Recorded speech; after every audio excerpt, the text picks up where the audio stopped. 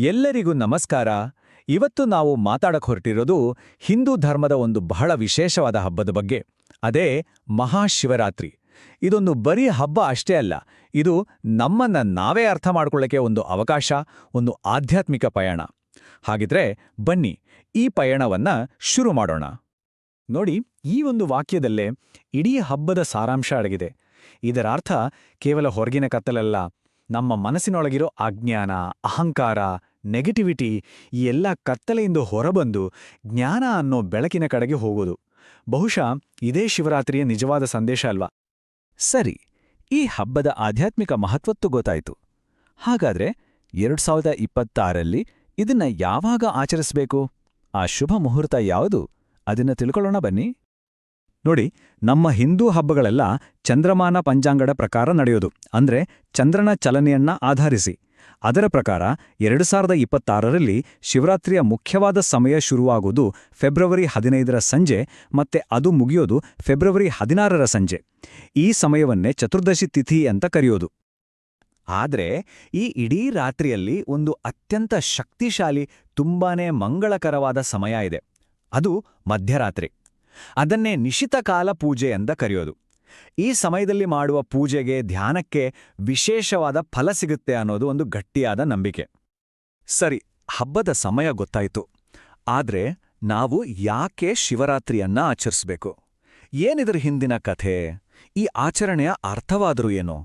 ಈ ಎಲ್ಲ ಪ್ರಶ್ನೆಗಳಿಗೆ ಉತ್ತರ ಸಿಗೋದು 3 ದಿವ್ಯ ಕಥೆಗಳಲ್ಲಿ. ಬನ್ನಿ ಕೇಳೋಣ. ಅಂದ್ರೆ ಶಿವರಾತ್ರಿ ಆಚರಣೆ ಹಿಂದೆ ಒಂದಲ್ಲ, 3 ಮುಖ್ಯವಾದ ಪೌರಾಣಿಕ ಘಟನೆಗಳಿವೆ. ಒಂದು ದೈವಿಕ ವಿವಾಹದ ಕಥೆ, ಇನ್ನೊಂದು ಲೋಕವನ್ನೇ ಉಳಿಸಿದ ಮಹಾತ್ಯಾಗದ ಕಥೆ, ಮತ್ತು ಕೊನೆಯದು ಪರಮಸತ್ಯದ ಅನಾವರಣ. ಒಂದೊಂದಾಗಿ ನೋಡೋಣ ಬನ್ನಿ. ಮೊದಲನೆಯದು ಮತ್ತು ಅತೀ ಹೆಚ್ಚು ಜನರಿಗೆ ಗೊತ್ತಿರೋ ಕಥೆ ಅಂದ್ರೆ ಮಹಾಶಿವರಾತ್ರಿ ಎಂದೇ ಶಿವ ಮತ್ತು ಪಾರ್ವತಿಯರ ವಿವಾಹ ಆಗಿದ್ದು. ಇದೊಂದು ಬರೀ ಮದುವೆ ಅಲ್ಲ, ಇದು ಪ್ರಕೃತಿ ಮತ್ತು ಪುರುಷ ಅಂದ್ರೆ 2 ದೈವಿಕ ಶಕ್ತಿಗಳ ಮಿಲನ. ಈ ಇಡೀ ವಿಶ್ವದ ಸೃಷ್ಟಿ ಮತ್ತು ಸಮತೋಲನಕ್ಕೆ ಇದೇ ಸಂಕೇತ. ಇನ್ನು ಎರಡನೇ ಕತೆ, ಅದು ಸಮುದ್ರ ಮಂಥನದ್ದು. ನಿಮಗೊತ್ತಿರುವುದು, ದೇವತೆಗಳು ಅಸುರರು ಸೇರಿ ಅಮೃತಕ್ಕಾಗಿ ಸಮುದ್ರವನ್ನ ಕಡೆಯುವಾಗ ಮೊದಲು ಹೊರಬಂದಿದ್ದೇ ಹಾಲಾಹಲ ಅನ್ನೋ ಭಯಂಕರ ವಿಷ. ಇಡೀ ಜಗತ್ತೇ ನಾಶ ಆಗೋ ಅಪಾಯ. ಆಗ ಲೋಕ ಕಲ್ಯಾಣಕ್ಕಾಗಿ ಶಿವ ವಿಶ್ವನ್ನೆಲ್ಲ ಕುಡಿದು ತನ್ನ ಗಂಟಲಲ್ಲೇ ಇಟ್ಕೋತಾನೆ. ಹಾಗಾಗಿ ಅವನ ಕುತ್ತಿಗೆ ನೀಲಿ ಬಣ್ಣಕ್ಕೆ ತಿರುಗಿ ಅವನಿಗೆ ನೀಲಕಂಠ ಅಂತ ಹೆಸರು ಬಂತು. ಮೂರನೇ ಕಥೆ ಶಿವನ ನಿಜ ಸ್ವರೂಪವನ್ನೇ ನಮ್ಗೆ ತೋರಿಸುತ್ತೆ. ಒಂದ್ಸಲ ಏನಾಗುತ್ತೆ, ಬ್ರಹ್ಮ ಮತ್ತು ವಿಷ್ಣು ನಡುವೆ ನಾನು ಶ್ರೇಷ್ಠ ಅಂತ ವಾದ ನಡೀತಿರುತ್ತೆ. ಆಗ ಇದ್ದಕ್ಕಿದ್ದ ಹಾಗೆ ಅವರ ಮಧ್ಯೆ ಒಂದು ದೊಡ್ಡ, ಆದಿ ಅಂತ್ಯವೇ ಇಲ್ಲದ ಬೆಳಕಿನ ಸ್ತಂಭ ಪ್ರತ್ಯಕ್ಷವಾಗುತ್ತೆ. ಆ ಸ್ತಂಭವೇ ಶಿವ. ಈ ಘಟನೆಯನ್ನೇ ಲಿಂಗೋದ್ಭವ ಅಂತ ಕರೆಯೋದು. ಇದರರ್ಥ ಶಿವ ಅನ್ನೋದು ಒಂದು ರೂಪಕ್ಕೆ ಸೀಮಿತವಾದದ್ದಲ್ಲ, ಅದೊಂದು ಅನಂತ ಸರ್ವವ್ಯಾಪಿ ಶಕ್ತಿ ಅಂತ. ವಾಹ್, ಎಂಥ ಅದ್ಭುತ ಕತೆಗಳಲ್ವಾ? ಸರಿ, ಈ ಕತೆಗಳಿಂದ ಸ್ಫೂರ್ತಿ ಪಡೆದು ಈ ಪವಿತ್ರ ರಾತ್ರಿಯನ್ನ ಭಕ್ತರು ಹೇಗಾಚರಿಸ್ತಾರೆ? ಆ ಆಚರಣೆಗಳು ಯಾವುವು? ಈಗ ಅದನ್ನ ನೋಡೋಣ.